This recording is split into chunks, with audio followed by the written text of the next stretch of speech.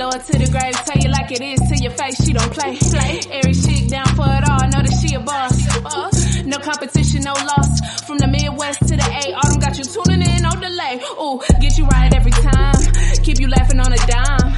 Tell you truth, no lies. So you can live your best life. Cover all topics, no limits. Got some for your mama and your children, no holding back. No gimmicks, coming on strong. Get straight to business, oh yeah. What she wanna do? Live life, live life.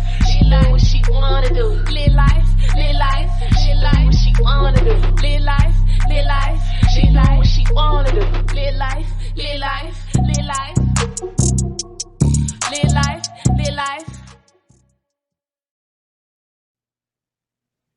Hey, it's your girl Autumn, and I welcome you back to the Lit Life podcast, where I encourage you to live your life autonomously. All right, so y'all saw the cover art. Y'all know who here. I got two of my favorite podcasters who are really, really into music here on the show with me today. So I want y'all to give a round of applause to Jay Boog from Jay's Quick 3 and 12 Kyle from the 12 Kyle podcast. Hey. What up? What up, everybody? How y'all doing? Jay over Good, there good. just stressed out. What you stressed out I'm trying to about, fix bro? my Like, light. Because I look back at myself, I feel like I'm sitting under a fluorescent light. So I just changed the lighting and see if that makes me look better. I want to cool. Look at you being tone. fancy. right. What you had a remote control? Because you ain't get up. Yeah. Listen, look at this. I'm a gadget girl. It's an app. That must be nice. I gotta play with the blinds to get light. I got this light that I got from Amazon, and I'll be over here. That's why I be hot. That's the main reason why I be over here burning up. And I always put my hand over it or whatever, and try to see if there's heat coming from it. I never feel the heat, but I guess just sitting here, long enough, it's just wow. But Maybe, yeah. Right. But thanks for having us. Yeah. You're welcome. You're welcome. Thanks for coming. So always good to be back. Yes. So we're gonna talk about some unpopular opinions, but about musical unpopular opinions. And I got a feeling that we probably gonna piss a couple people off, and that's okay. Like, it's gonna be all in good fun. Just again, just as long as you don't say nothing crazy to me on social media, we Gucci. You know what I'm saying? Because y'all know I'm not going back and forth with y'all niggas. You can if you can find me.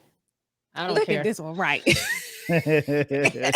Oh, they gonna find you because all your shit in the show notes on every show, so okay. they know. So Jay said she want the smoke. So, but anyways, y'all good though? Y'all having a decent week? Everything cool? Yeah. It's cool. Can't complain at all. No complaints. Jay had that sigh. Like, I mean, right. I'm living, so I can't be mad at you that. was having a good day earlier. I was having a great day earlier, and I knew something was gonna like jack that up, but I'm trying to get it back. It's all good. But we'll be good. I'm happy to be healthy and breathing. I'm not gonna complain about the small stuff. So yeah. I'm good. I feel it. Me too. That's where I am. I'm just like, another day down, another dollar down. One of these days, we'll be able to just go on about our lives at some sort of norm. So whatever. Right. But anyway, so we're gonna go ahead and get the show started. We're gonna start with y'all favorite part of the show. Yes. All right, who wanna go first? Go ahead, Jay. Ladies first. You gonna make me go first? Ooh, well, I had first. one. Ladies first. You could go first for this, and then when we start the other part of the show, we'll have Kyle go first. Yeah. I would rather one of y'all go Set first the for that tone. part anyway. So I had one earlier and I forgot it because the way my day had been going. I have a new one now. Okay. So what I would like to have is how you say sometimes it's a collective. It's not necessarily one person or one thing. So I would like the dealerships of America to please shut the fuck up when people are trying to purchase a car from you and stop trying to haggle everybody. Like if I say this is what I'm paying, you can either say yes or no. If it's no, thank you, I will take my keys, we will go. If it's yes, okay, I know it's going to be some kind of negotiation, that's fine. But 2 hours worth of negotiation is just, it's dumb. That's insane. I don't need you to pass papers back and forth to me. I told you what that is, so you can keep bringing papers until we get to the number I need, or I'm going to leave, and that's it. And I'm irritated. I'm sorry, guys. I'm irritated because I just left the dealership. What happened to her? Is it? Yeah, she froze. Looked like she froze. She was going in too. Right. Give her a second to see if she pops back in. Mm-mm. Everything Boom. all right. Yeah, I'm trying to look. It's probably because I'm complaining. I just want to. I'm just going to end it like this.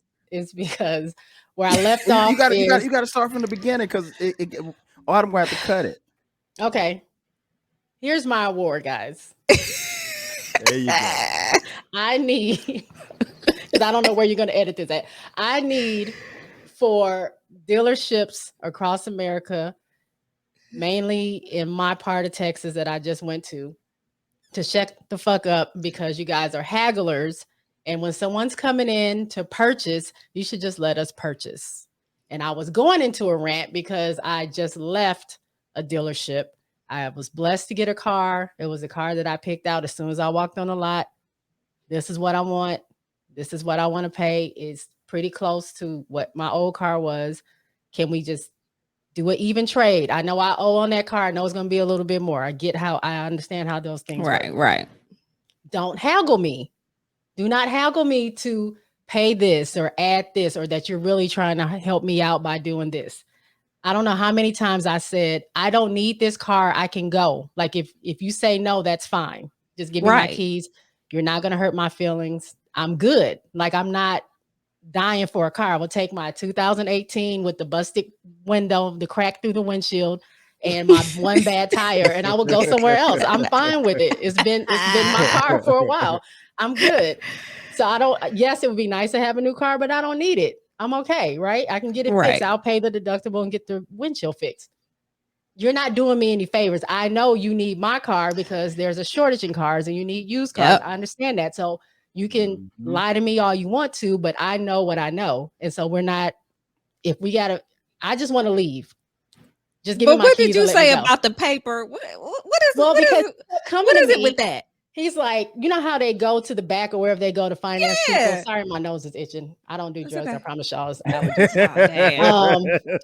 Because that's going around Twitter a lot about, things or whatever. Yeah. Everybody. Oh, J Boog out here doing coke. I promise you, I'm not. If I did, maybe I'll probably lose a few pounds. I'll be good. But he kept coming to me with, okay, this is how much the car is. This is how much your payment is going to be. The first time he sent me this, I almost threw the paper in his face because I told him what I wanted to pay. He came back with something twice that amount almost. And I'm like, okay, maybe I didn't say it in a way you understood. This is what I want to pay. Okay. Well, are you sure? This is what I want to pay. If we can't do it, it's good. No, I'll go back. Comes back a little bit lower. Okay, so how about this? I said, how about no? I told you this is the price that we're going to pay. So he's still talking. Okay, well, he's typing on the computer. You know how they do. They're making all these phone calls. Stupid. I can't stand it. I'm playing solitaire on my phone. I'm like, well, look, you got till 12 because I have a meeting. I didn't have a meeting, but I'm like, I have to go. So you can make whatever decisions you need to make. He comes back again. Okay, well, we got it to this. And I was like, well, guess what? It's still a little off. Sorry, I have to go. So do you want to give me my keys or what do you want to do? Right. So he's like, well, they let you take their car because it makes, they think that's going to work. So I took their car, came back, made lunch, sat back, chilled a little bit, and then went back over there to talk some more. Got it down to what I wanted. And I know when you go to the finance people, they're going to haggle you some more because they want to add all this warranty stuff and whatever. Again, here we go again. This is what I'm paying. I already told dude outside. So what are we doing? Well, I don't want you to leave without this. I promise you it'll be good, blah, blah, blah. I said, dude, if you care that much, you can pay the difference. Boy, go to hell. You're not going to pay the difference? Okay, then let's go. So finally I got it. I don't want to make this. I'm going to talk about this on my show. but I got what I wanted, maybe a little bit more than I wanted to, but I know because I had a lot left on my car to pay. So I know I was pushing it, but got what I wanted. But it's like, I'm tired now. I can't even enjoy my car because I've been fighting just to get, the price that I needed. So y'all, if somebody wants, especially now in this climate, because I know y'all don't really have cars to sell. So like, hold on to the people y'all have and don't hassle us. That's all. Right. They kill me every single time they walk back into that room so that they could talk to their manager or supervisor or whoever it is. Boy, if you don't get the hell up out of here, this is what I said I can afford. I'm not doing this with y'all. Y'all want it to be repossessed or no? Because I'm telling you, this is what I'm going to pay, and that's it. Right. Like, I don't understand what you want, but I'm Wusan. I'm good. I got my drink. I got that out. I actually feel better. So yeah. See, it did what it was supposed to do. Exactly. All right, Kyle, you up next. My shut the fuck up. Man. Nicki Minaj. Oh, I almost had it. I almost had her. I'm glad I didn't. Nicki. Now, for those who not familiar what happened, Nicki Minaj got on Al Gore's Twitter and typed up this following tweet, and I quote, "Oh my goodness. My cousin in Trinidad won't get the vaccine because his friend got it and became impotent." Minaj wrote in another tweet on Monday, quote, "His testicles became swollen. His friend was weeks away from getting married. Now the girl called off the wedding." Close quote. Nicki, come here for a second, Nicki. Let me holler at you for a second. Okay. What that is, let me speak slow and look into the camera so you can understand what I'm saying. Nicki, that is a sexually transmitted disease that he got. And he probably, now I don't know, dude, but he probably tried to get him a little piece, you know what I'm saying, right for the way he about to get married. He one last round for the, for the single life. And so that's probably why the wedding got called off. Facts. So, I mean, that's beside the point. Nicki Minaj, for someone who has as much influence as she has, she really should educate herself on the vaccine. Now, I'm going to stop short of telling people that they should get the vaccine. Do your research and make your own decision. I'm vaccinated. That's what I chose to do for me and my family. I will say this much. We do know this. One, COVID will kill you. And two, we know that the vaccines at the very least will help keep you out of a hospital. Yep. For the most part. There's some that still get hospitalized. There's some that still die from COVID, even after being vaccinated. It's a small percentage. And maybe somebody can correct me if I'm wrong, but I have not seen anybody get the vaccine and die. I also haven't heard about anybody getting swollen nuts from getting the vaccine. Because trust me, I wouldn't have gotten it if my nuts would have gotten swollen. But yeah, Nicki, do some research, educate yourself. That's what she said she was gonna do. She said she was gonna do some more research because she didn't go to the Met Gala either. Yeah, and because they said that she had to be vaccinated. But then she backtracked and said, no, it was about my son and all this and the other. No, lady, just no, it wasn't. You know what it is? It's lies. And here's the thing: I would appreciate people if they just straight up say, "Look, I don't want to get it." I would respect you more if you say, "Look, I don't want to get it, but here's what we're getting. It's a personal choice. I got to do more. How much more research you need? The vaccine has been out for like what 8-9 months now. I mean, and just like somebody said, like, are you going to do the type of research that these PhD and what I'm saying, scientists and all these people that they did? Like, I don't understand why y'all don't understand what they're saying. Like, this is their shit. Like, this their jam. Like, they didn't did all the research for us. Because it ain't on Instagram research or YouTube. It's not a good YouTube video for it. So my thing is like, I think, especially like I said, first and foremost, I think you have to be mindful of the fact of listening to a celebrity, because again, these people don't know. But do like most people do, before you put something into your body, educate yourself about it. I mean, we put a whole bunch of other stuff in our bodies that we know very little about, including food. And on a day-to-day basis, food, alcohol, or whatever the case may be. And, and we're fine. And no, do we know the long-term effect? I mean, I'm not here to judge or anything like that. I will say this much: do your research, but after you've done your research, make the best decision for you and your body, and then just stop with the excuses. Just say, hey, I'm not getting vaccinated. Okay, if you want to roll the dice, go ahead and roll the dice, because we all rolling the dice every time we step outside of our house. Right. Absolutely. That being said, if you get COVID and something happens, I don't want to see no GoFundMe, from your little cousin who gave it to the whole family and took everybody out. I don't want to see that.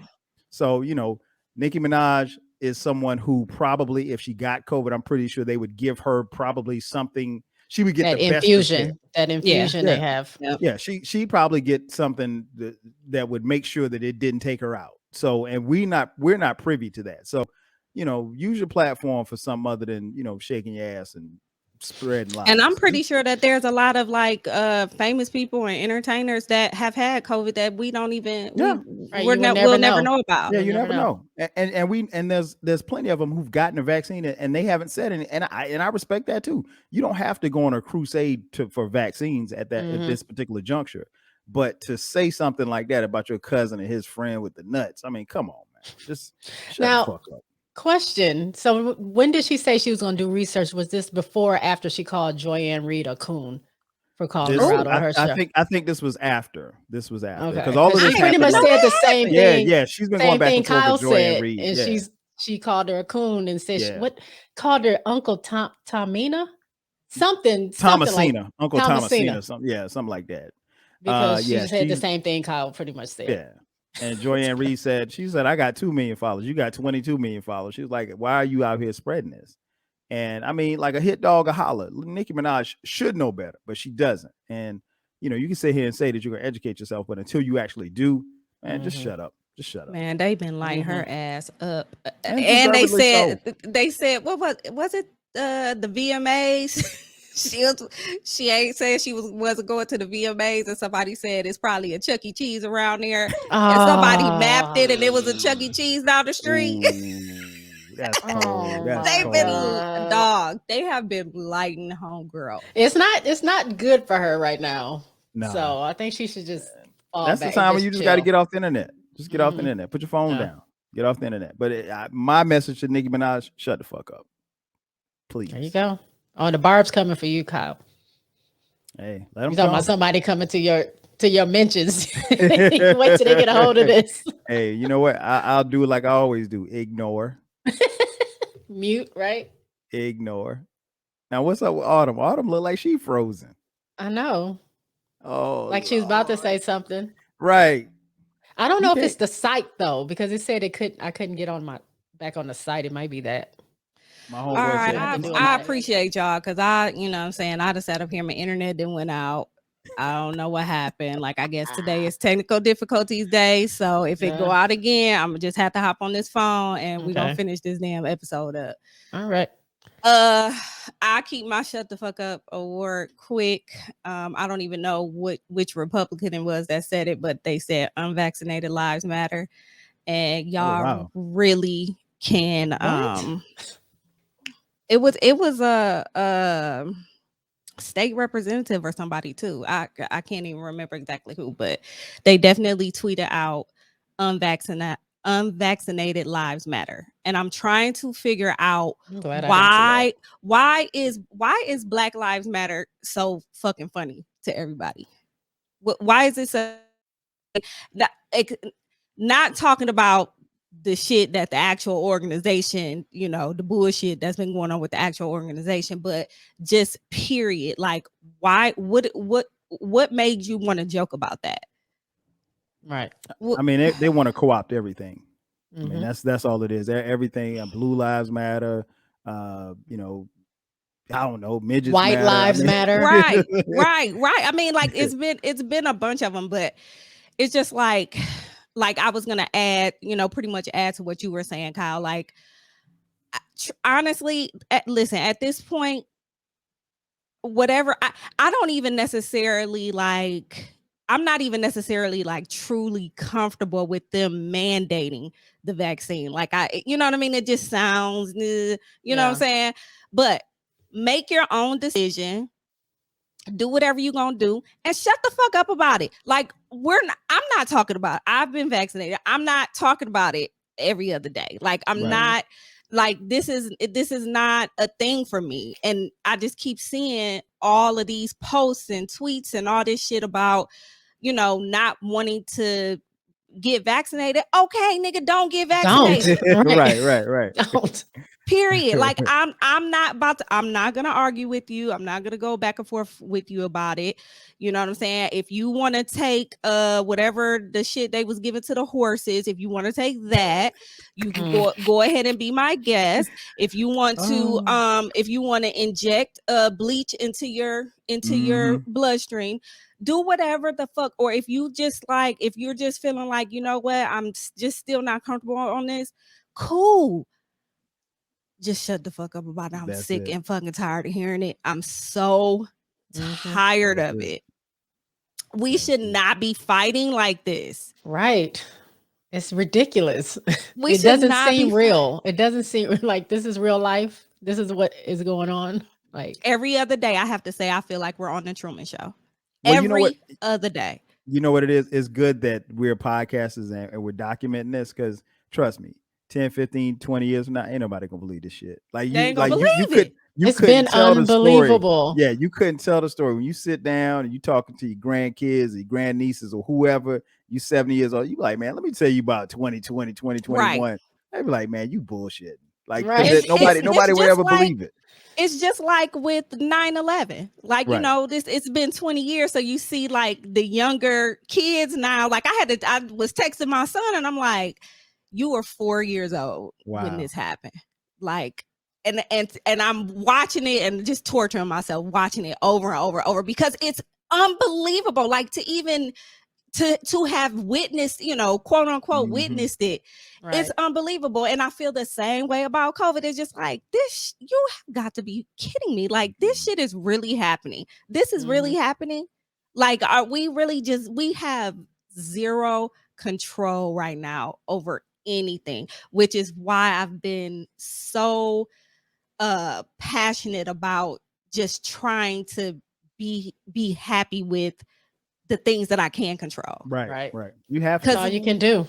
Because we literally can wake up tomorrow and it really be some more bullshit that we just cannot control. And it probably will be. And the thing is, you have to check your phone because you're like you check your phone when you wake up in the morning, like, okay, ain't no bullshit. Ain't no bullshit happened while I was asleep last night. Right. It's like we're like just shocked. It's everything. It's just so shocking. It's just I just still just cannot believe it. So anyways, unvaccinated lives matter. I mean, just shut the fuck up. Go away. Like, because that's dumb, stupid, and ignorant, as my granny would say. Like all three of those. All three. All of them. Together. All of them. So anyways, I appreciate y'all being patient with my technical difficulties. I guess I might actually have to edit. So I guess I'll be listening back to this. But I want to go ahead and get the show started. So I had this thought.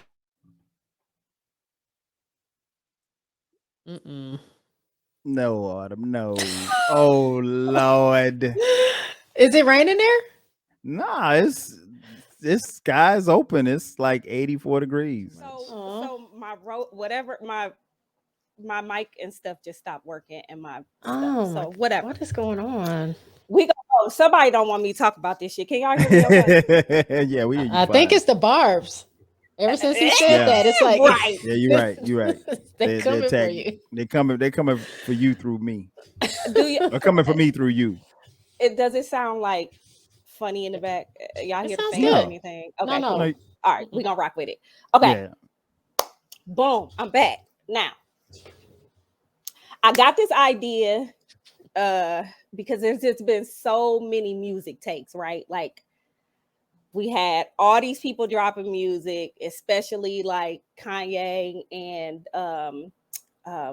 Drake. And you know what I'm saying? It's just like all these, when things like this happen, when people's favorites drop music, right? Like when the stands get what they want, there's always controversy, right? There's always people going back and forth about just how they feel about the artist and, you know, about the album, and, you know, then they start comparing them to folks and all this and the other. So I was like, you know what?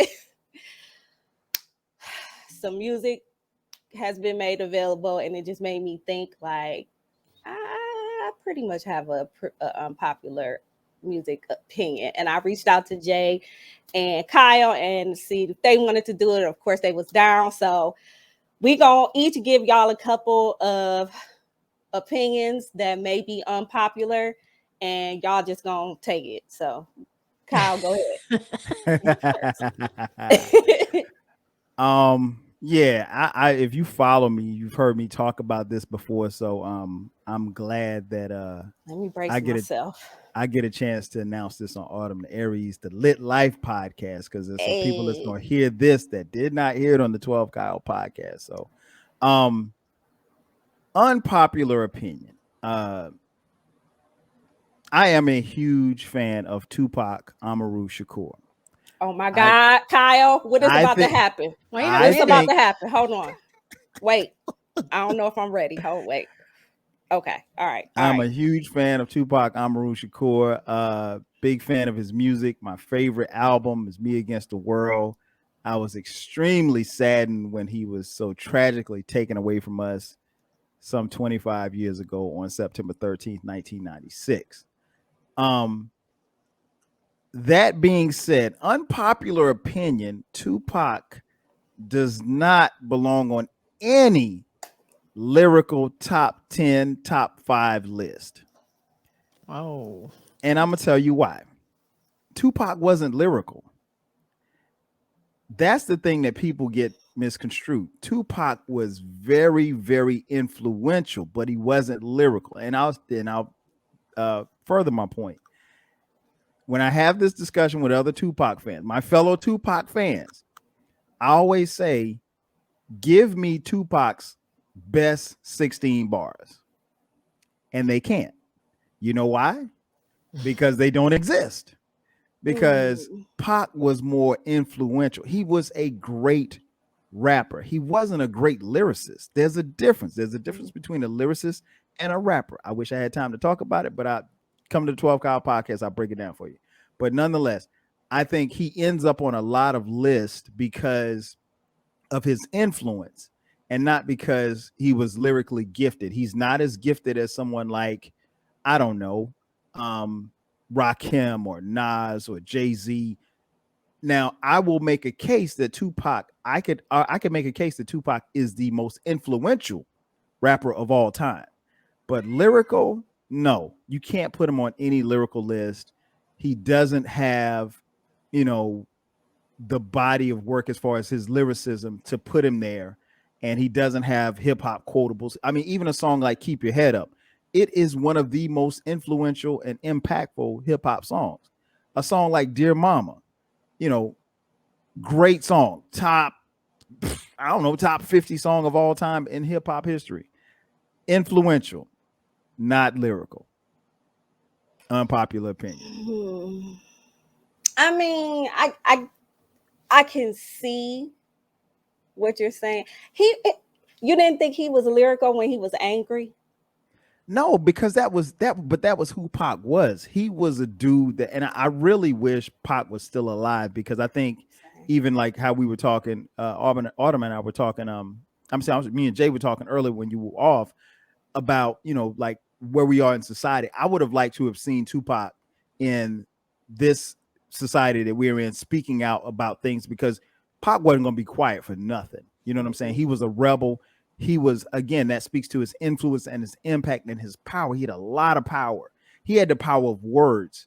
He was very good at putting words together. It wasn't nothing. I can't you don't have a lyric from Pac where you're like, oh man, that just blew me away. Let me go hit the rewind button.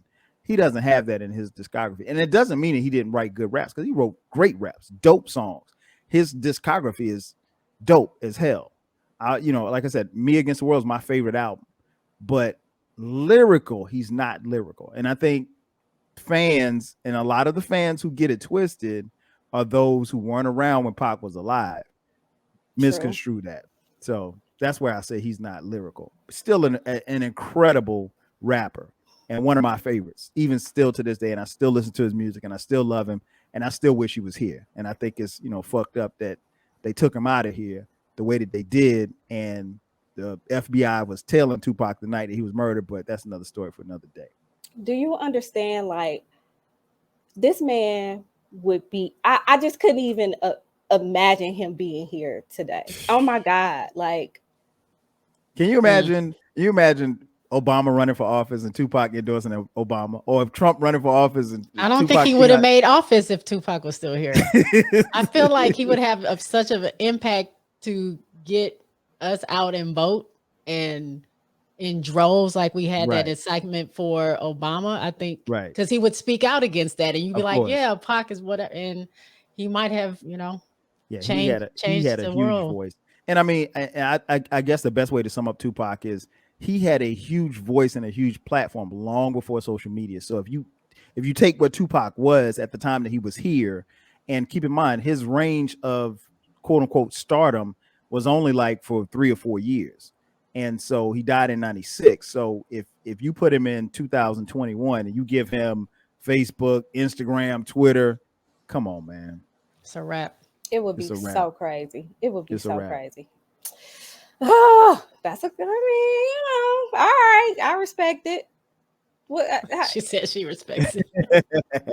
How you feel about it, Jay? You know what? I mean, I can see what he's saying. I can too.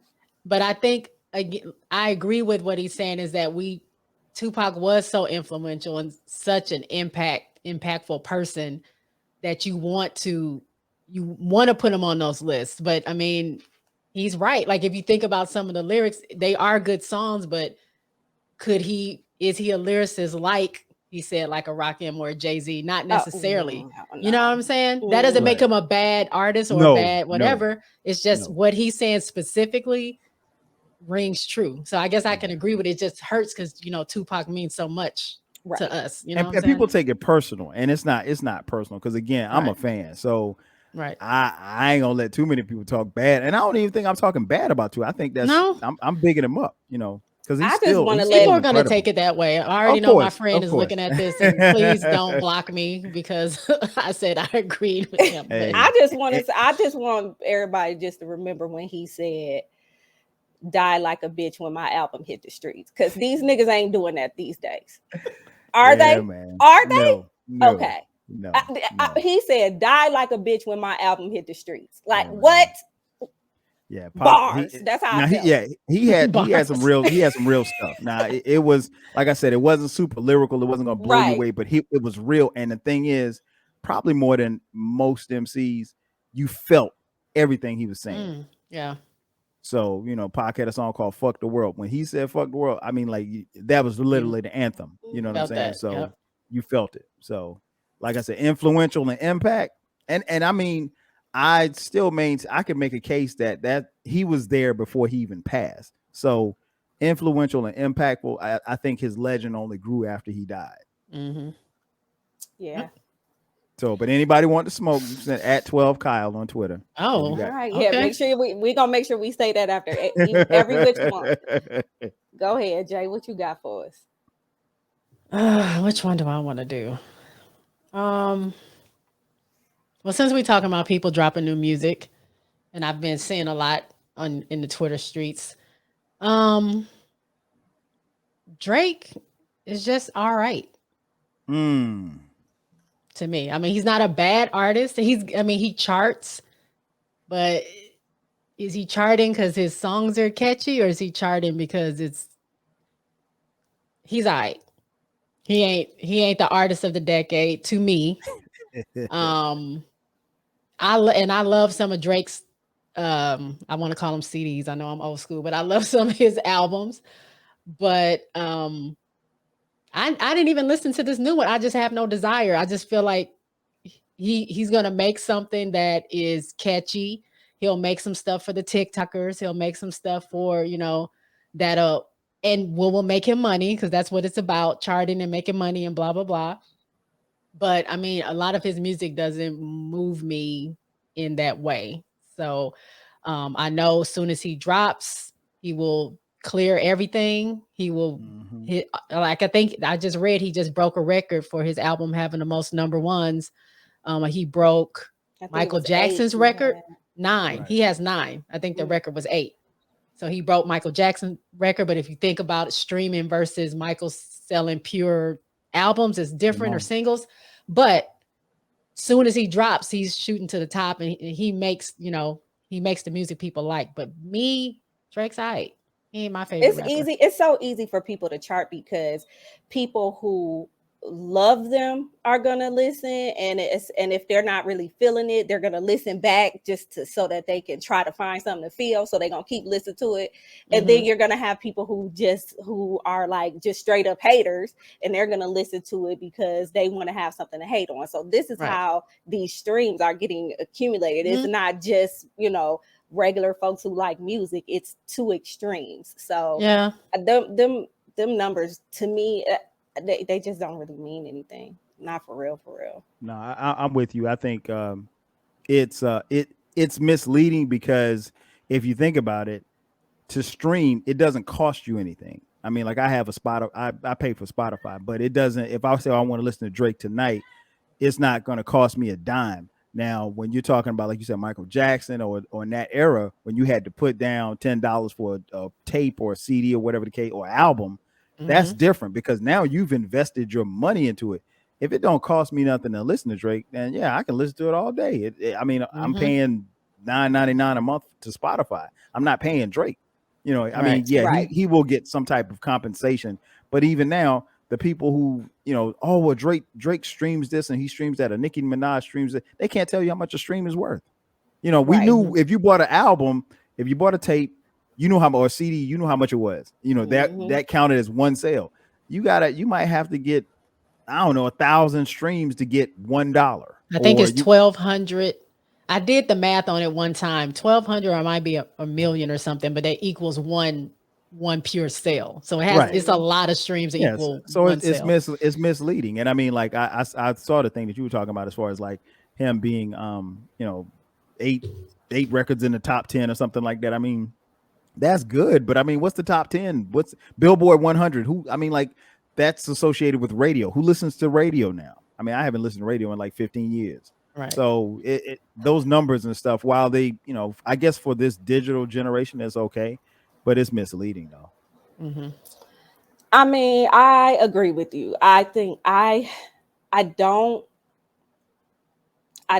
see what's so like spectacular about Drake. Now, don't get me wrong, like, he has some bops that I absolutely love, like just a couple or whatever, and I'm gonna stream them, and I'm going, when they come on wherever I'm at, I'm gonna dance to them. Like, he has a lot of, like you said, catchy thing, that you just can't help but to love at some point in time, because you're gonna hear it. You know what I'm saying? So I respect him as an artist, but there's really nothing that's I don't get the standum behind him all the time. It's huge. It's like, oh my God, it's like so much. It's almost overwhelming to be on social media when he drops, when he drops music. It's like it's a lot. It's a lot, but I feel that one. Yeah, I think he makes good songs. I mean, like, I'll put it like, he doesn't make music for me. I think Drake is really, when he wants to rap, I think he can rap, because I've heard I've heard him really rap. And I remember when he came out and he was like on the mixtapes. I always say, like, mixtape Drake, that was the Drake that I listened to.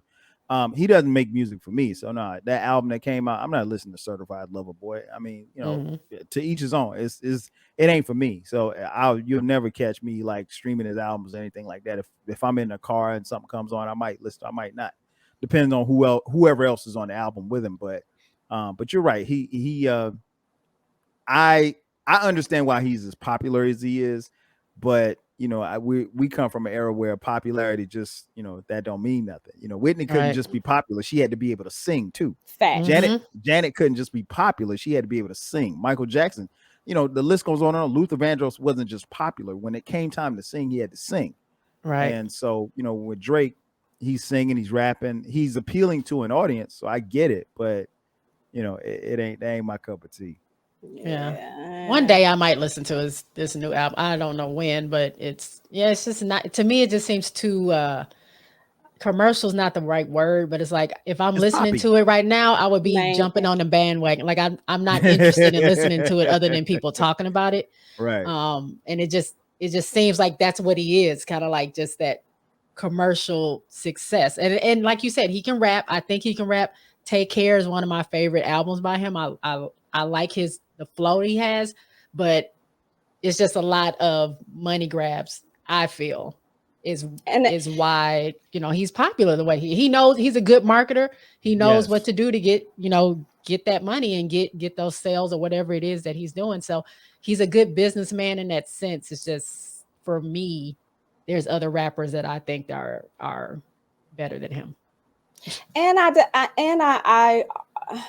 I feel like he had a whole album full of, like, I saw the track list, a whole album full of features. And it's like, like, are y'all coming to listen to Drake or are y'all coming to listen to all the features? Like, you know what I mean? It's it's a toss up there, which great folks, you know what I'm saying? He got some folks on there, but but I mean, ultimately that's a cheat code though. It's like, if you had 7 of the top podcasters on this particular episode, then your numbers are going to be out the roof. Everybody's going to be checking, because if you got Joe Budden and Joe Rogan and I don't know, Michelle Obama and whomever else on your podcast, people who don't even know you're going to listen because their favorite is on your podcast. Those are your features. So it's that's the question. I mean, are they coming to listen to you or are they coming to listen to everybody else?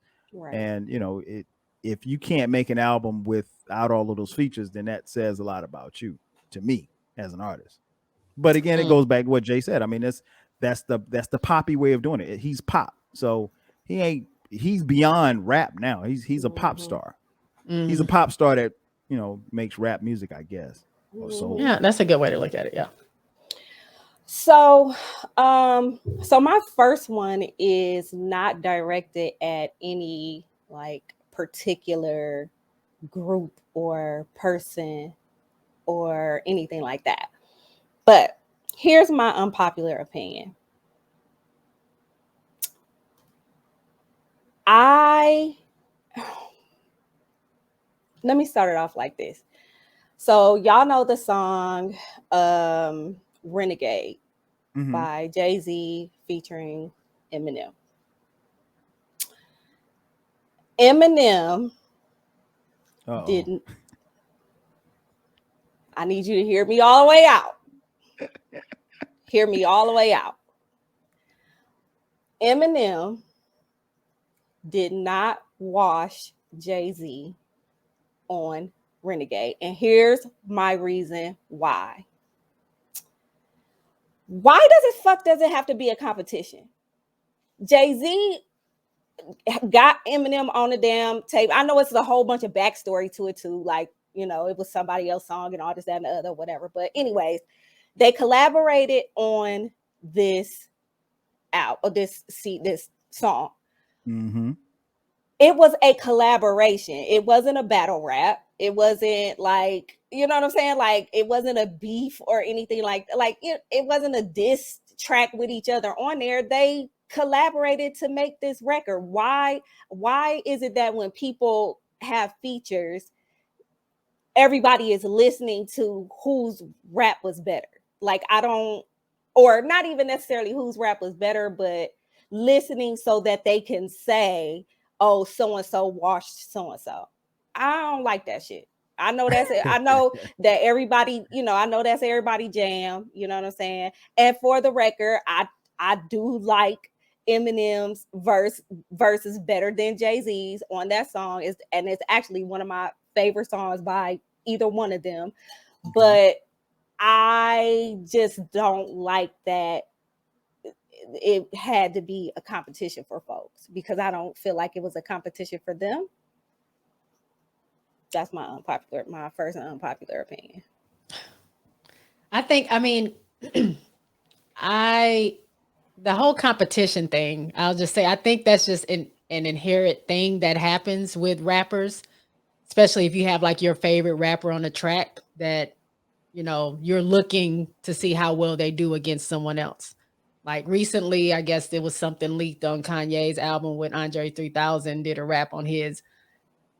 I mean, I don't like Kanye, so it's not hard to say that Andre probably, watched him on his own track. Mm-hmm. But I think people look at those type of things. So I mean, that's what I'm saying. I don't like I don't. Yeah, I know. I'm saying I think it just happens. I don't know. I mean, it's a part of the game. It's been happening since the beginning, probably of rap, and in dealing with like battle raps and stuff like that. I get the competition. They're on there because they're cool. They're not there to be pitted against each other. But people always, that's the nature of folks, always trying to cause drama for no reason. And it's always just in rap, because like R&B has had many of collaborations and duets and all types of stuff, and nobody has said you know what I'm saying like, and nobody said whatever, hell, you know what I'm saying, like so-and-so watch so-and-so. Nobody has said this, so I don't. I agree with you. I can explain. I'm glad you're here. Go ahead and explain. I hate okay, so here's what it is. On that particular track, Eminem is the only quote unquote guest feature on that particular album, which is Jay-Z's 6th album, Blueprint, just recently celebrated its 20-year anniversary. The album came out on September 11th. Come on with the hip hop history. Come on. We got Kyle here. September 11th, 2001. So what happens is rap obviously is always been like a competition, like a sport, basically. But what happened was when Jay-Z on that particular album, Jay-Z dissed Nas on the Takeover. When Nas came back with his response in the song Ether, he said he had a quote. He said, "Eminem murdered you on your own shit." And so it really wasn't until that point where hip hop heads really kind of paid attention. And Ether comes out probably about 3 or 4 months after Takeover does.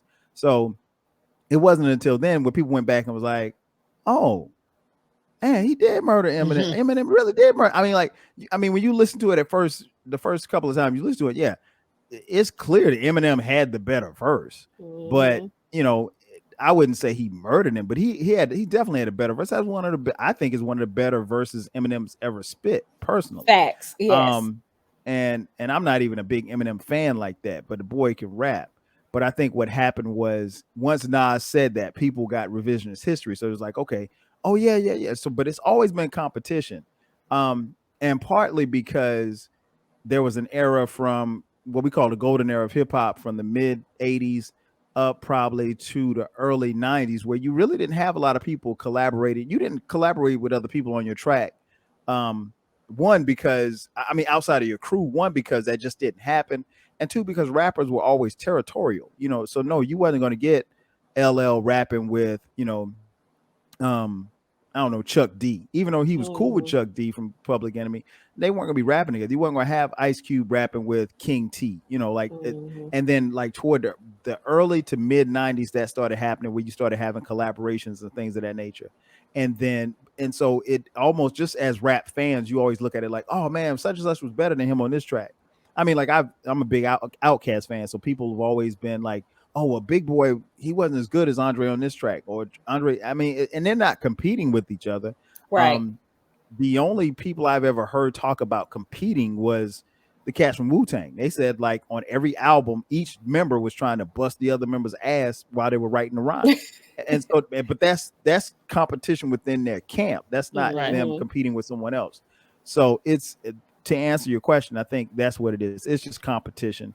It's more prevalent, I think, now with fans, and because now there are more guest features, because the idea of even duplicating what Jay-Z did as far as just having one quote unquote guest feature on an album, on a hip hop album now is unheard of. I mean, from Rick Ross to Drake to Kanye to whomever, they're going to have a bunch of features on it. It's just a matter of, I mean, like I listened to the God bless that DMX's album.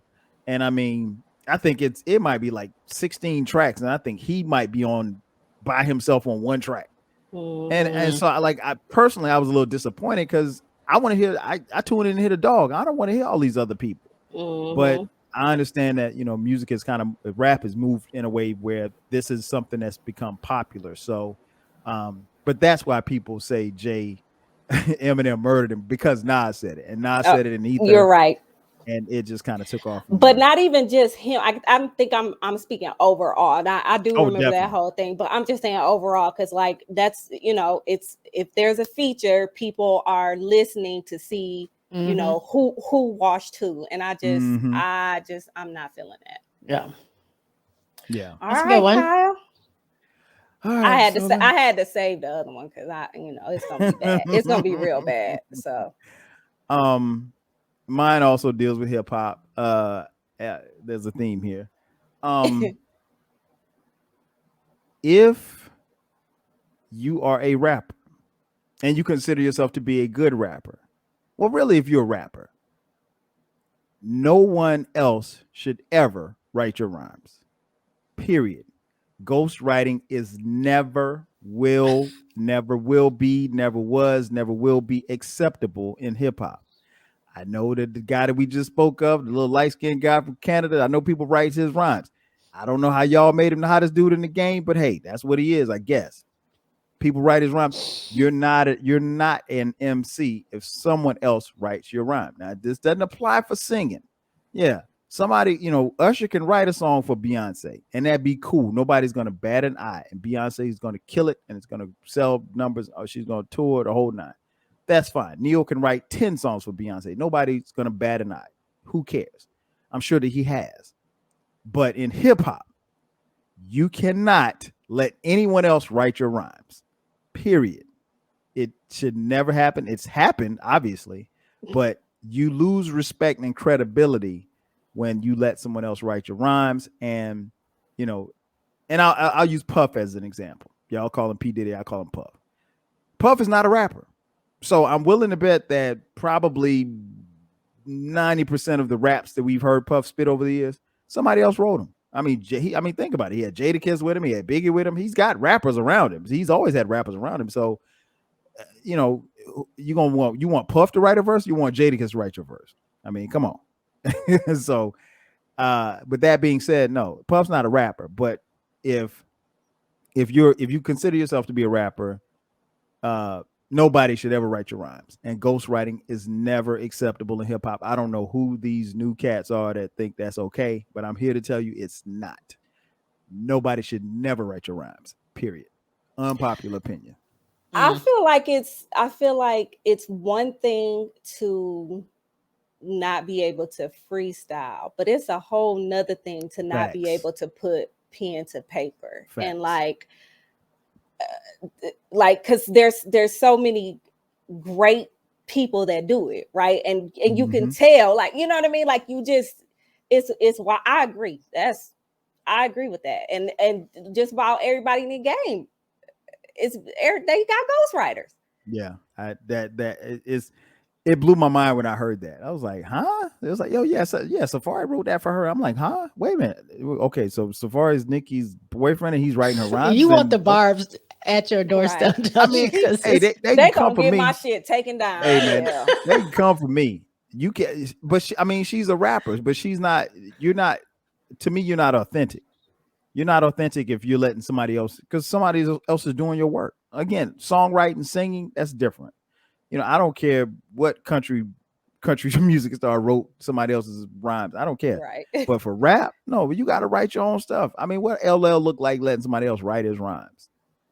What Chuck D look like, right? Rakim. It used to be a sin. It used to be like as soon as you heard that somebody had a ghostwriter, you'd be like, "Oh, this is whack." Right. Yeah. You were. Let's call it what it was. You called them whack. And I mean, like, I remember for a long time, and it's still a rumor that's going around, and both men have refuted it. But the rumor was that Rakim wrote "Summertime" for Will Smith for when they performed as Jazzy Jeff and the Fresh Prince. And Will Smith refuted it. He said, no, Rakim never. Rakim said, no, I never ghost wrote for him.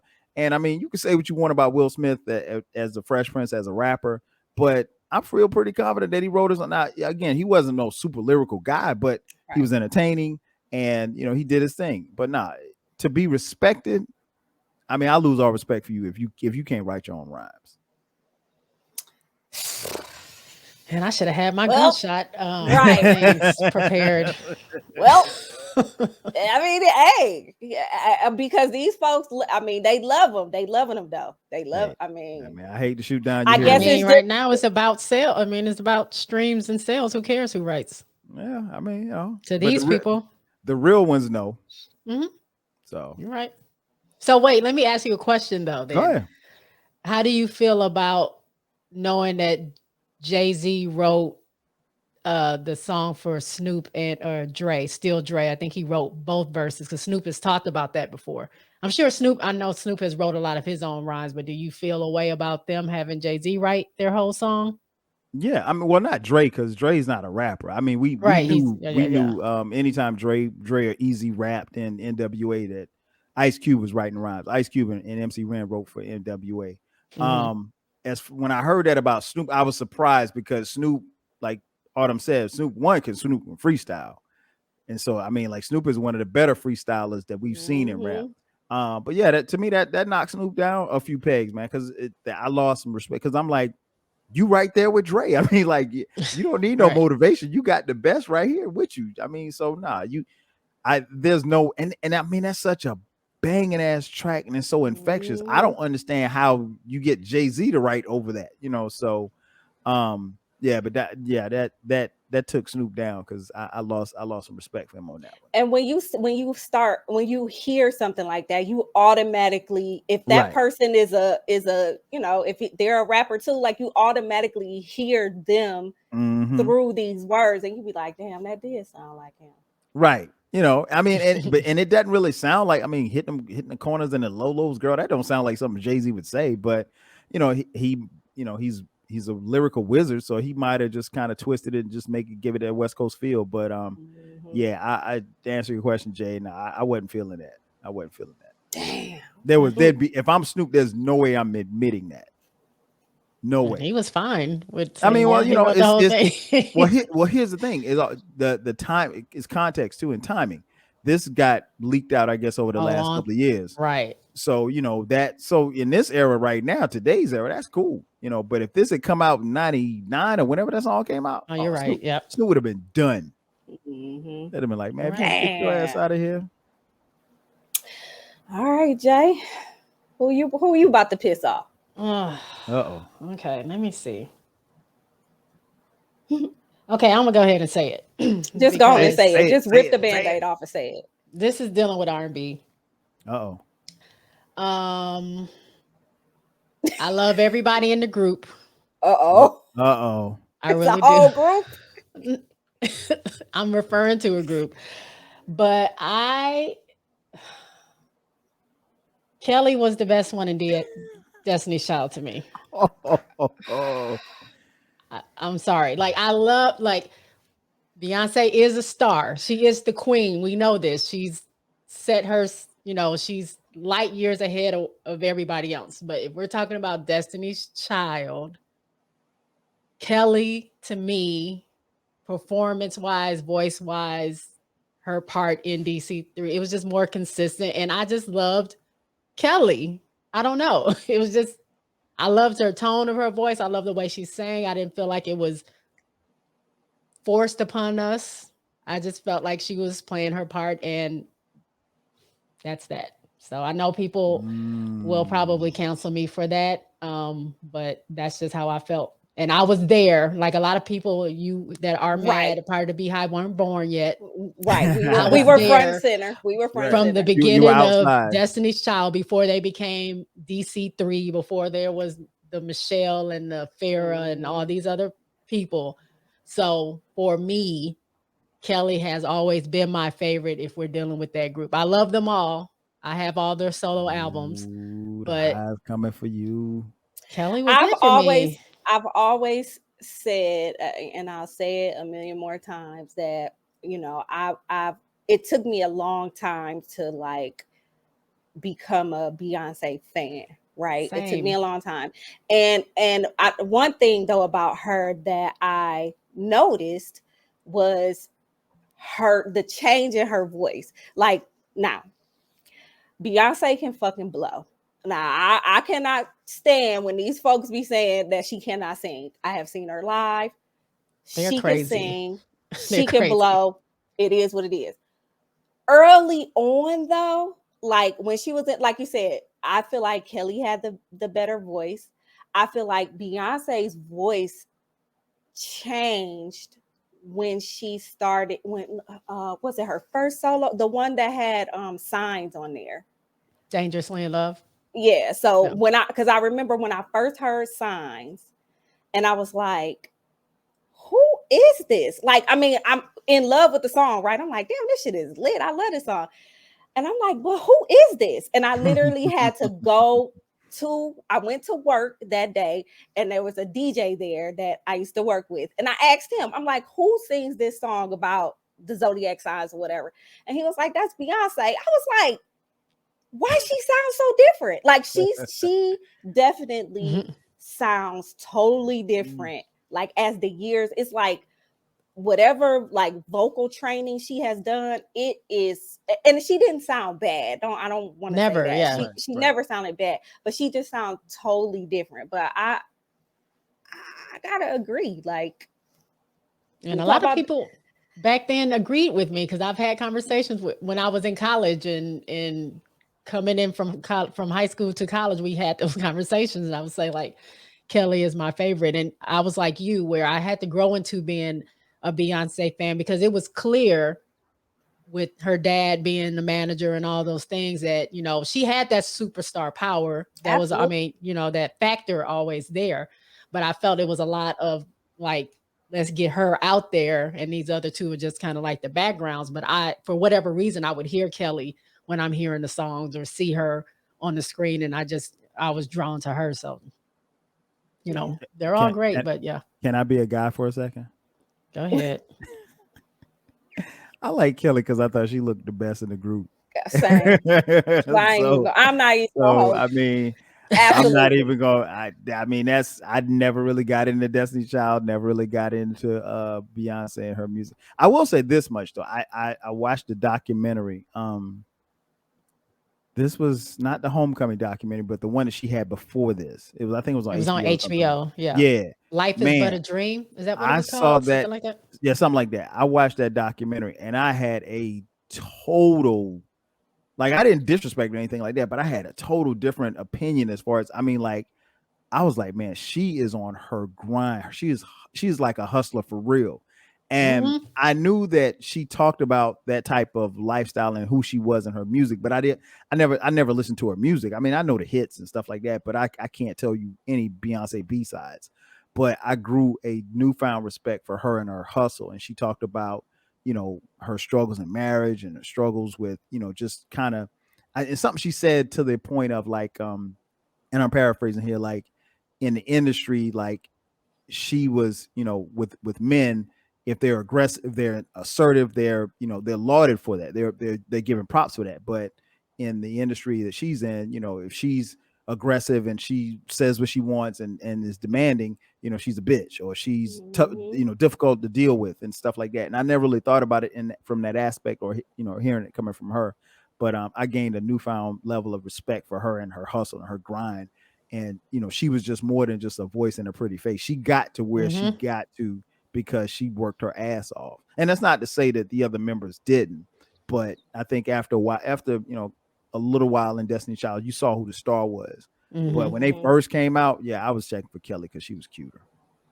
I think that's what made her grind harder because she knew because her dad is the manager, people will look at her and say, well, he's just forcing her on us and he's putting her in the spotlight and things like that. So when she broke away from the group and dropped him as management, she was just grinding even harder to say, I can do this. I'm capable of doing this. And I'm going to work hard to not only prove to you, but just show that I can do this for myself. And now, look what her grind has turned into. Like nobody can touch her. No. She does not stop.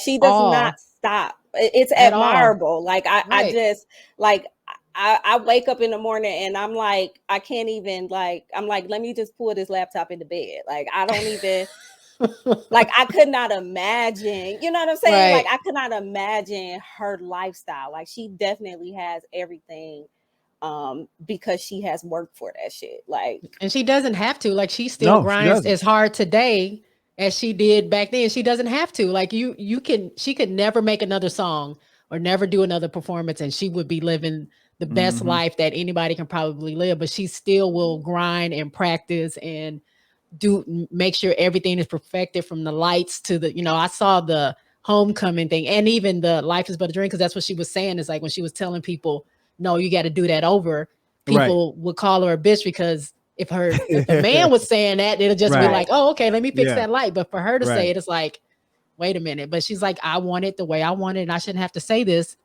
4 or 5 times. Like, do it right the first time. Like, why are we having these conversations? So she's working just as hard now, and she doesn't have to. So that just proved, to me, that makes her a wonderful person. But my unpopular opinion is, in DC, Kelly was my number one. Okay. That's it. Well, rolling.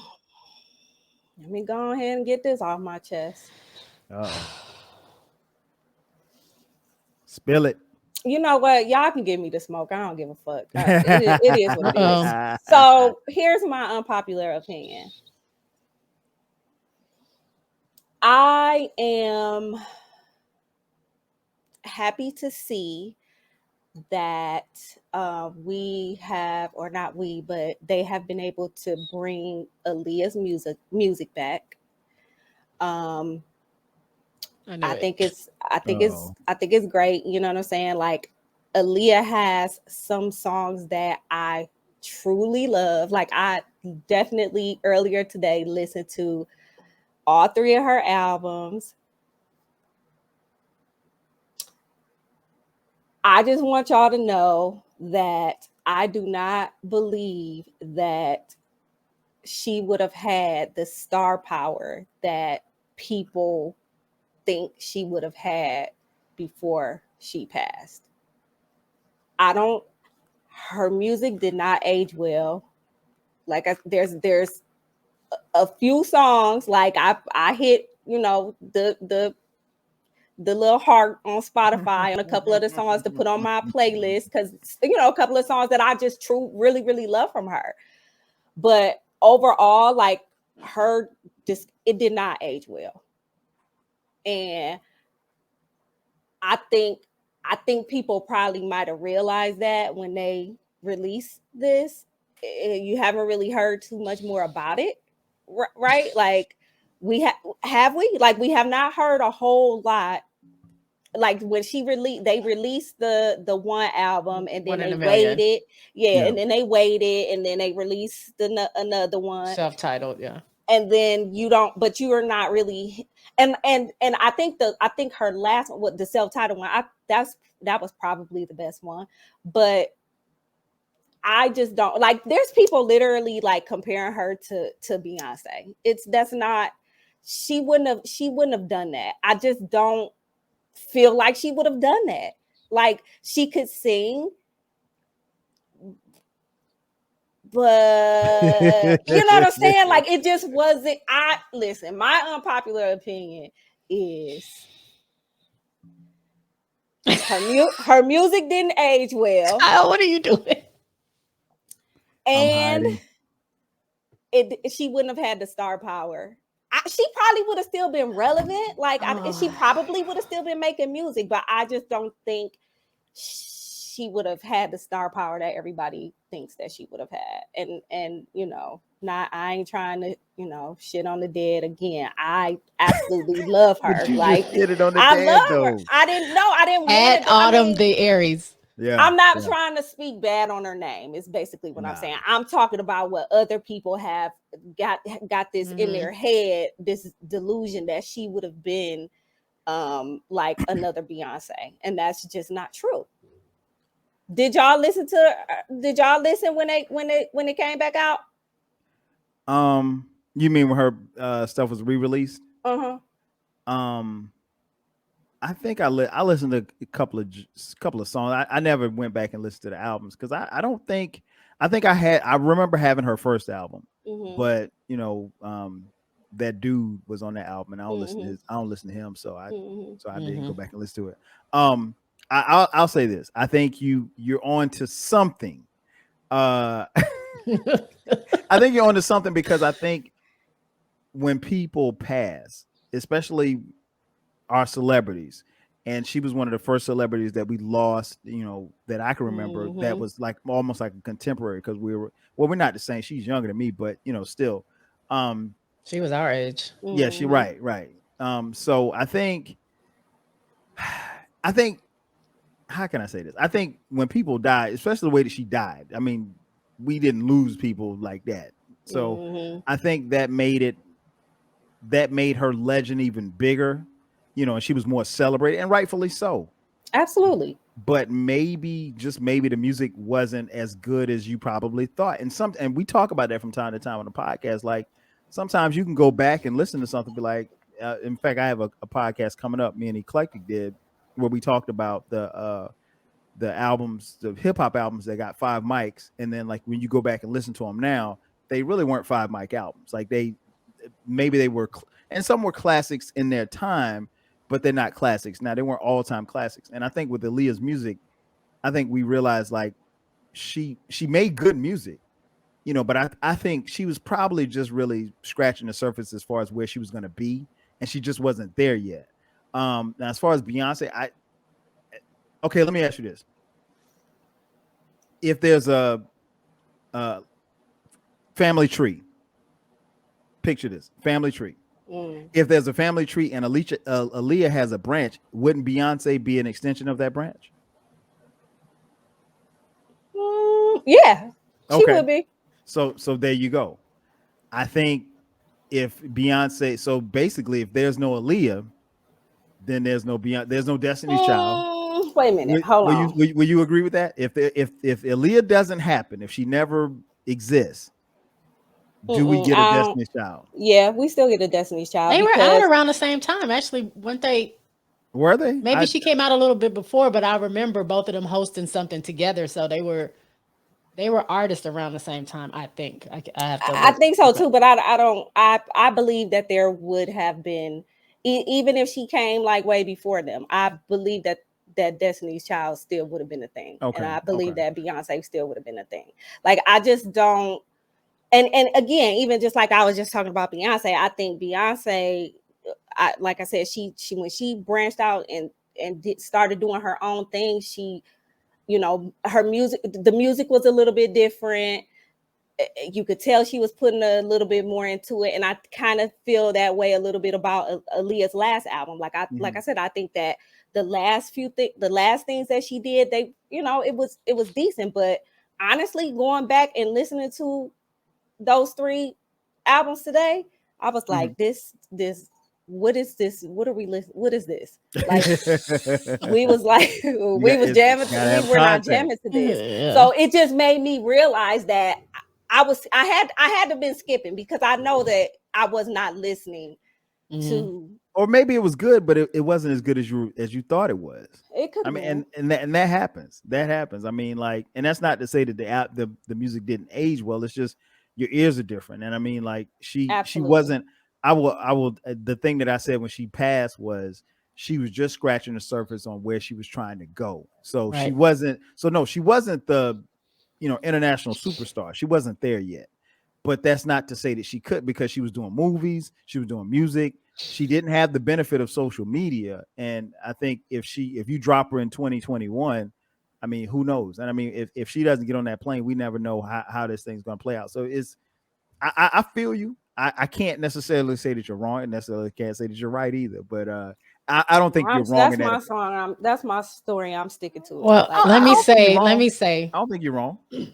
I kind of sit in between the both of you on this because I've thought the same thing. And this is what I was saying that we had a conversation about back in the day or whenever it was back earlier this year.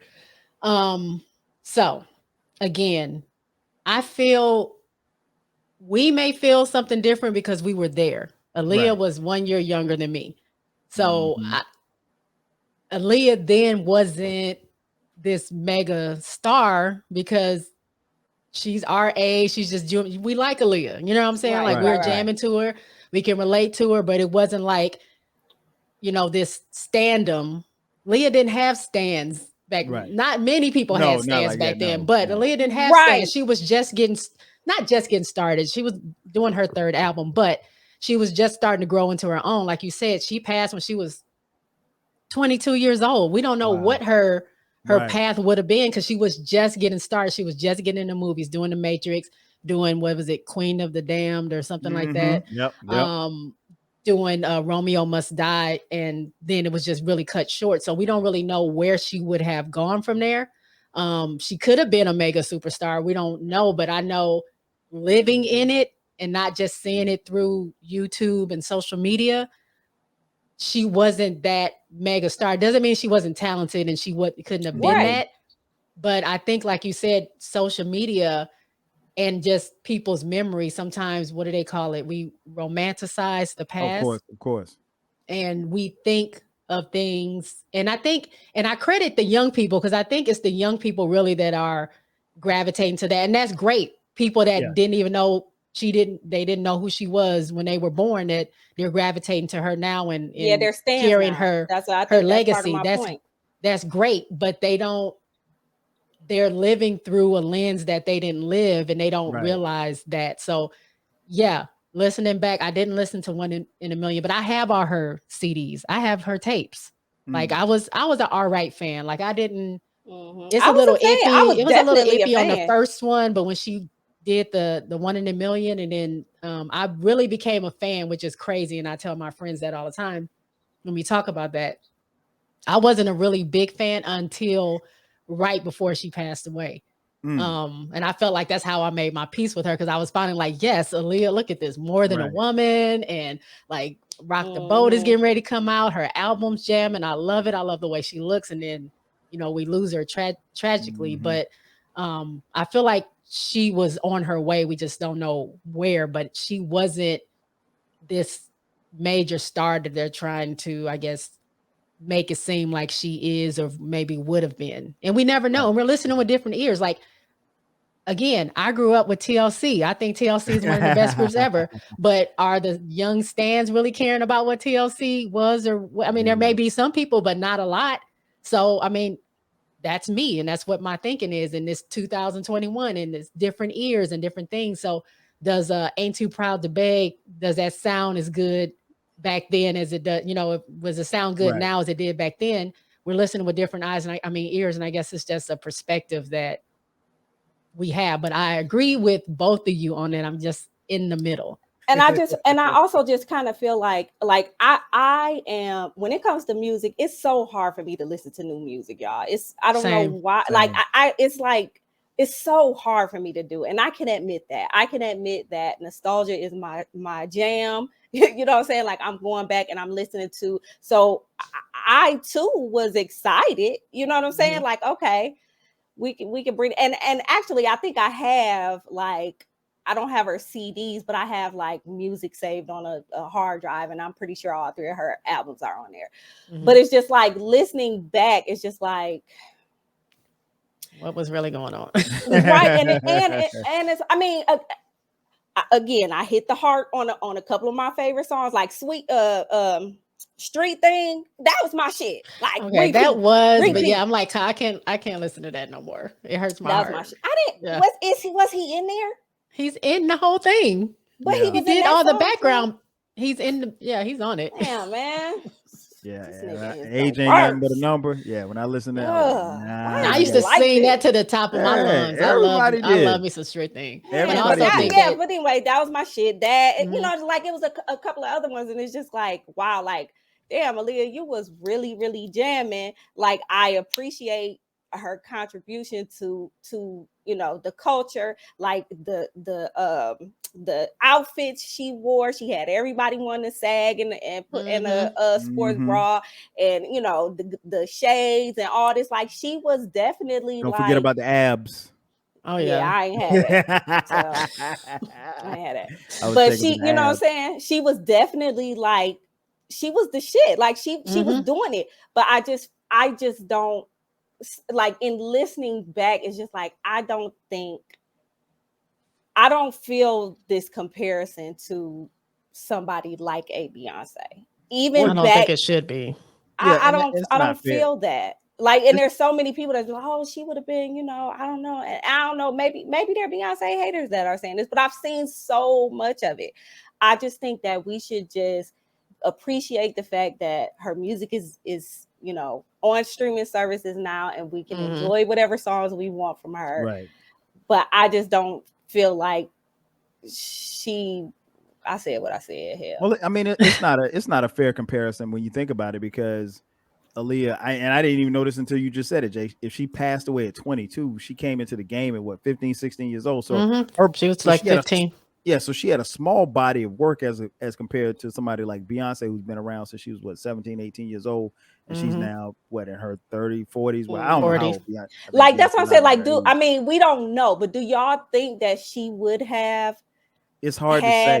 It's hard to say. I mean, because she literally was just, I mean, like, I just remember the reports and when the news came out and everything like that, when people were reflecting, that's what the common theme was that she was just getting started, because she literally was just I mean, like, you don't go from singing R&B to doing movies. I mean, major films. These ain't, I got to hook up with Master P. These are major. No shade, but no shade, but I mean, she's doing major shit. So it's like, I mean, you starring with Jet Li in movies. That Queen of the Damned was supposed to be huge. I'm pretty sure I never saw the movie, but I know I didn't watch it. I'm not into the horrors. Yeah, so it's like, just to get to that point. So and I go back to the tree thing. I mean, like, if you got a tree, Janet has a branch. And then from Janet's branch, you might have Beyonce, you might have Aaliyah, you might have, a couple other people. So I think they're all connected in some way, shape, or form. Absolutely. Like, there's definitely influence up and down the line. And again, it's literally no shade to her. I'm just feeling like, people just be saying stupid shit. But it goes back to just the thought of it all. Like, they want to compare. I mean, like, particularly if you're on social media, Twitter, like we all are all the time. I mean, you will constantly see people comparing. Hey, well, this, and just because, like you could have tweeted out, hey, I listened to Aaliyah today. It was jamming, and then somebody will tweet you back, oh, they ain't hitting like Beyonce, and you're like, wait a minute, I wasn't even talking about it. I wasn't talking about that. So people always want to constantly compare, and it's not fair, because like you said, she didn't get a chance to really shine the way she did, and her shine doesn't have anything to do with Beyonce's shine. Yeah, and I think it's the age of social media too. Like, none of these artists, well, not a lot of them that we were talking about, had the benefit of having social media. Social media makes things big that no one really cares about. Like, somebody can be trending tomorrow just for some reason. Like, Kelly Price was trending. She's a great artist, but it's just they take one little moment and they blow it up, and now it's like the hot thing that's going on or whatever. And it gets people to listen to them and things like that. But they kind of get to pick and choose how they revisit history. Oh, of course. And it can be seen in a good light. It's like a gift and a curse with the internet. And so we didn't have that growing up. So our artists didn't get that chance to be trending or blow up or have something, be viral or whatever. So it's hard.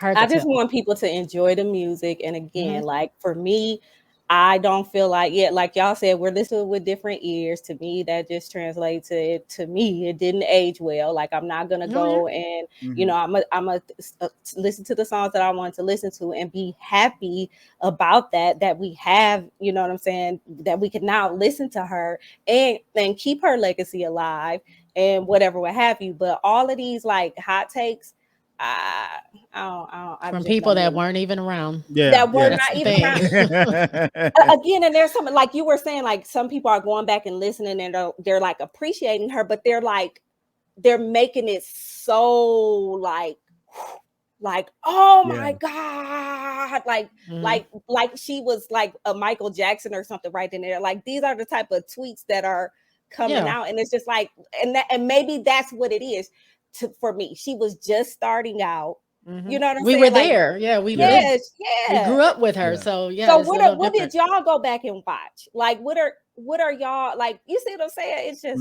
it's all so weird. But anyway, I said what the hell I said. Well, so you know how it is. Social media enhances stuff because, like Jay said, these artists didn't have that, and so what social media does, it gives us access as fans, access that we never had. So, like, I remember when I was little, reading a Right On magazine, and it talked about what Michael Jackson liked to eat for breakfast. But in 2021, Michael Jackson got IG. I could see him eating breakfast. You know what I'm saying? Oh my God, Can you imagine? There's no way.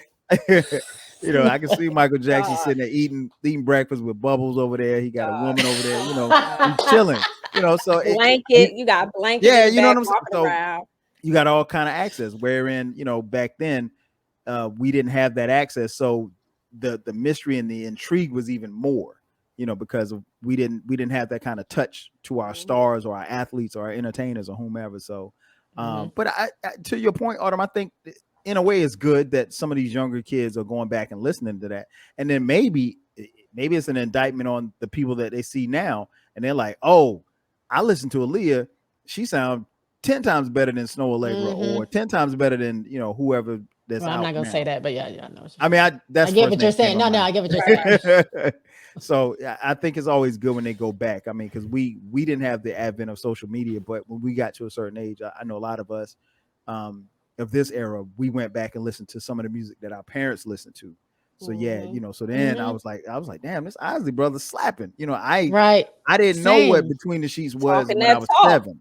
Yeah, I understand it at 7, but at 22.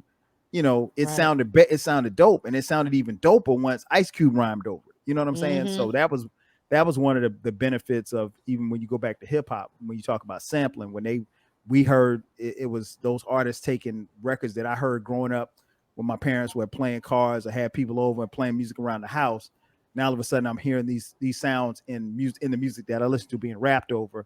And so it reintroduced me to the music that I grew up with. So, it is sometimes not necessarily a bad thing. But I think it's good if they go back and listen to Aaliyah, because she made some dope shit. But just stop with the comparisons though. And they probably see some kind of influence a little bit on maybe her style or her style of singing or some of her songs, and they, because that's people sample a lot of things, have been through the years. So they probably see that like, oh, that's where that came from, kind of like what you said. Right. So and they learn to appreciate it that way. So Right. All right, y'all got any other ones y'all want to talk about? Jay, we you here. Go ahead. You go got ahead. anything? You were next. I'll be brief with this one. And I've said it before and I'll say it again. Unpopular opinion. Everything ain't a classic. Just because you like something doesn't mean it's a classic. Classic by definition means that it had been a while. It's been out for a while, and it has, grown, and like almost like fine wine, it has matured. So if I were in charge of music or in charge of the hip hop museum, I would make it if I was in charge of, the United States, I'd say it's a law. You can't call something a classic until it's been 15 years old or at least 10 years old, because aren't classic cars like 25 years? I feel like cars is like 25 years. Yeah, you can't have a 2018 car come out and it be a classic. It ain't been, I mean, you can't have a classic 2018 car. So it's like, I mean, it like you mentioned Drake earlier, Kanye, whomever.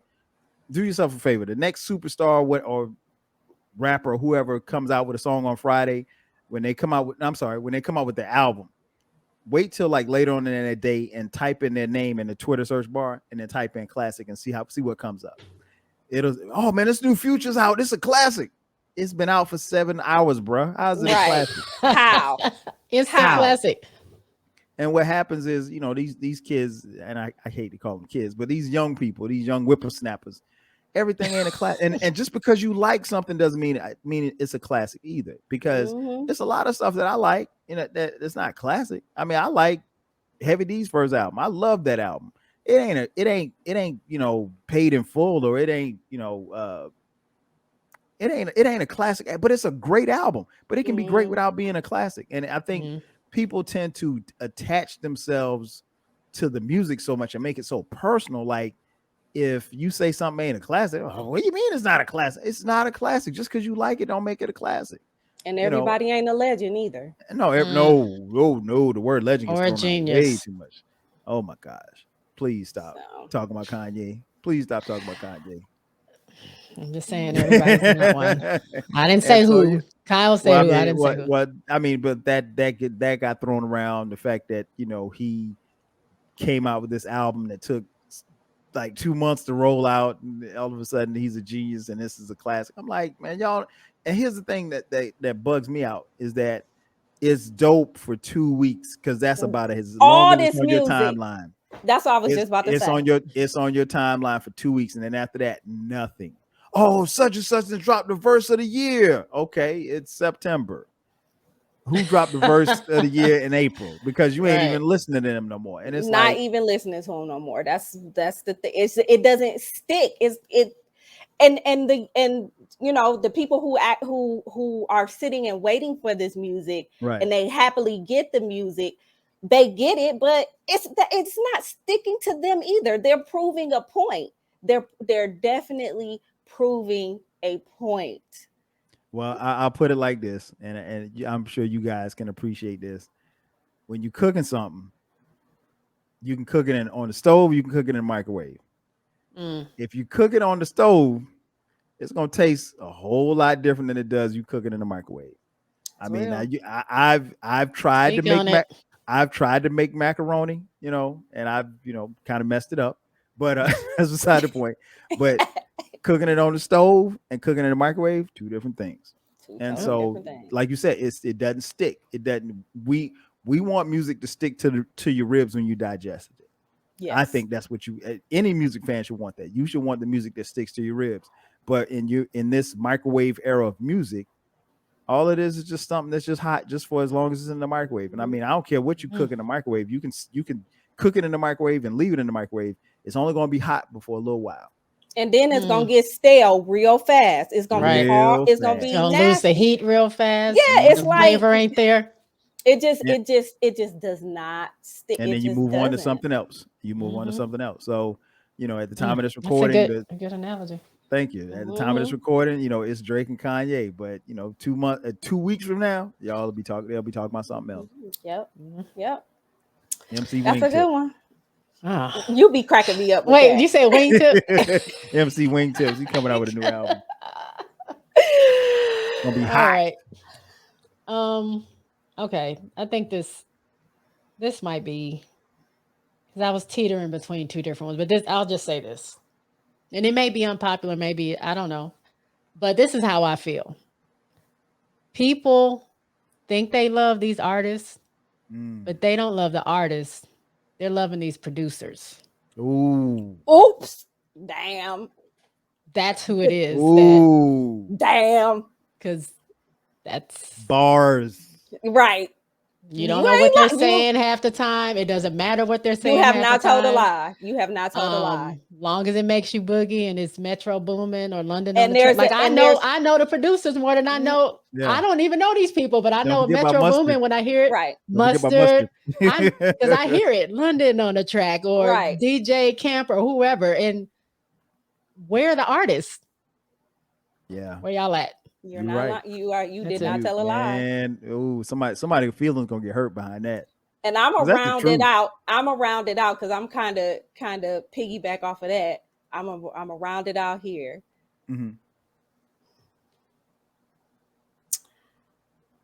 I feel like, because Jay just said something about they be mumbling over the tracks.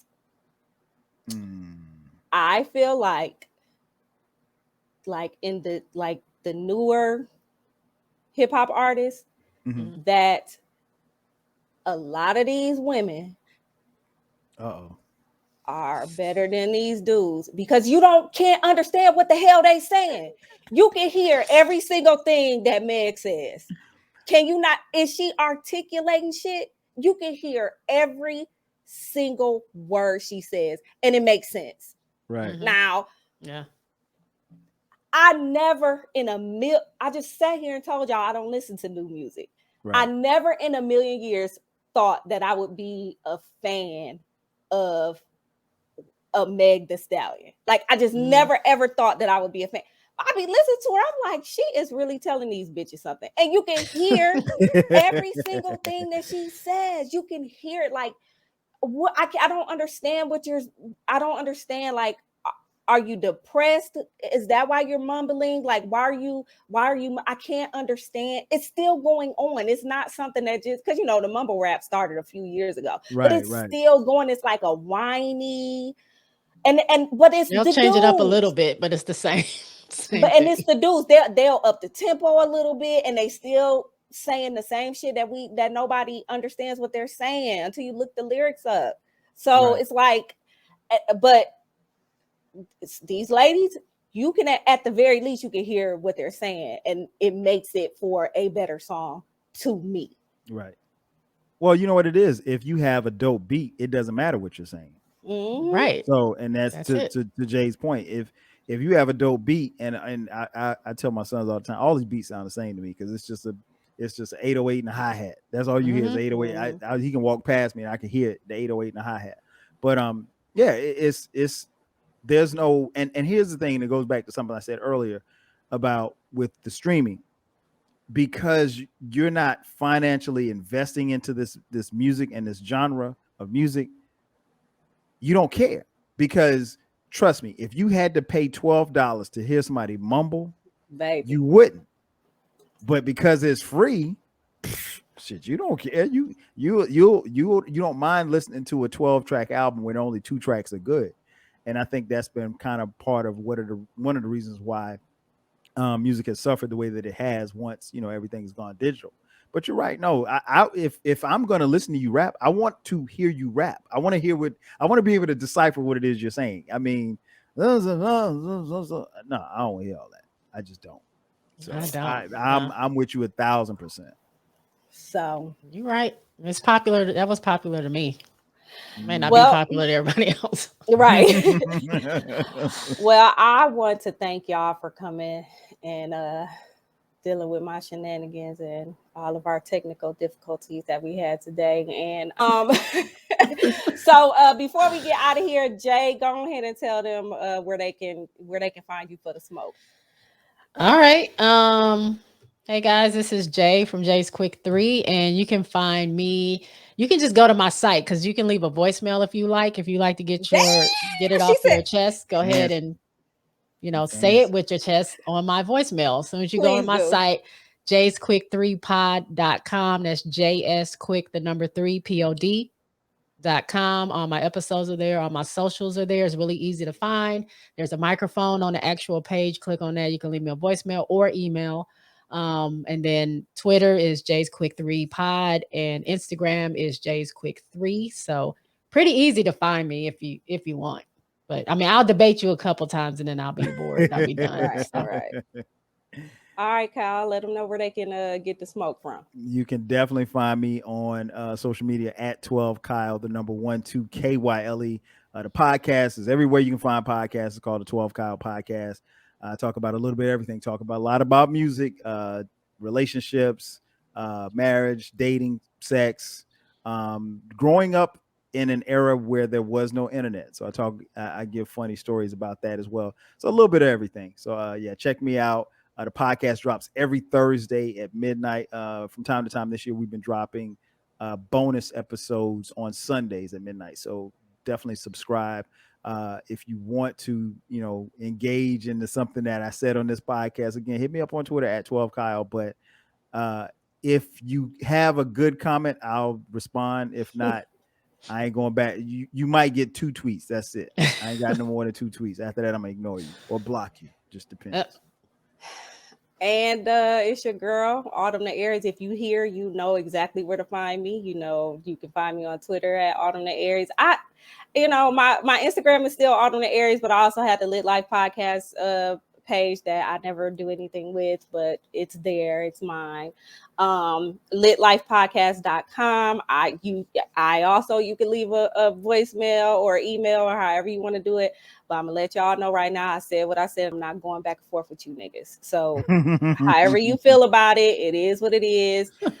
You know what I'm saying? I put this show together for a reason because I just need to get some shit off my chest. So that's all that is. So I appreciate y'all coming on the Lit Life podcast again. And I can't wait for us to get together again because I know it's gonna happen. Yep. For sure. All right. And until y'all hear or see us again, peace. Peace, y'all.